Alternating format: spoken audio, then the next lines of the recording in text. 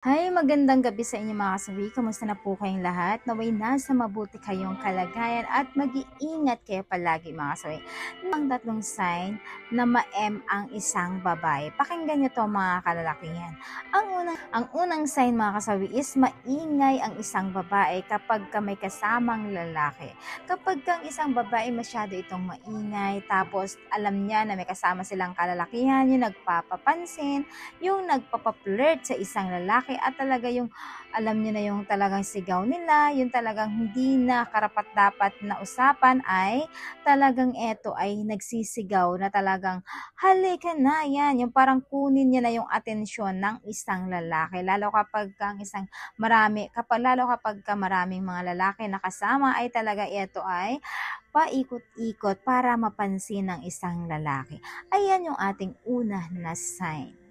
Ang pangalawa mga kasawi is sumasayaw sa harapan mo. Ayan, kapag ka nakita ka ng isang babae na talagang kapag may tugtog eto, tapos syempre kasama mo, alam mo ba yung nagpapaflirt na parang sumasayaw-sayaw, yung sasayawan ka, lalo yung mga sexy dance, ayan, na kahit di mo naman kaano-ano or kakilala ng husto ay talagang mang-aakit sa'yo ang isang babae. Kasi nga dahil trip ka niya, kaya ginagawa niya yung paraan para lang magpapansin sa'yo mga kasawi. Ayan lang po yung ating pangalawa na sign. Ang pangatlo mga kasawi is galit siya sa kapwa niyang M. Ayan, alam niyo na yun mga kasawi, kapag kang isang babae ay may kasama din na letter M. Siyempre galit din siya nun dahil nasasapawan din siya ng kanyang letter M. So, kumbaga nagkasama sila parehas na letter M mga kasawi.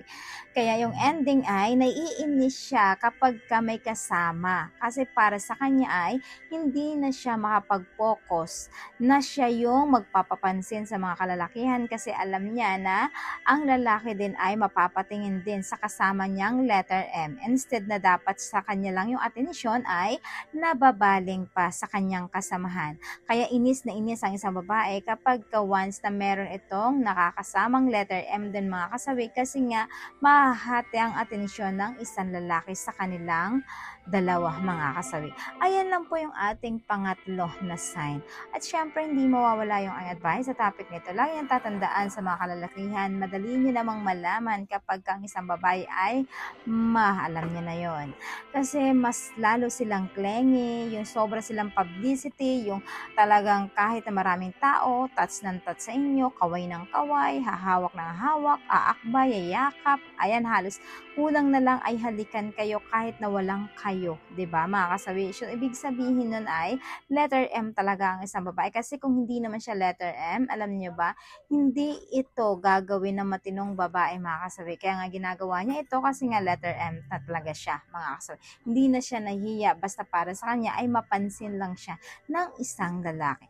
Ayan lang po yung aking advice. Maraming salamat po sa patuloy na pagsuporta niyo sa akin sa walang sawang pag-share at pag-comment. Sa mga hindi pa po nakapag-subscribe mga kasawi, pwede na kayo mag-subscribe, pwede na kayo mag-follow para updated kayo sa topic ko araw-araw.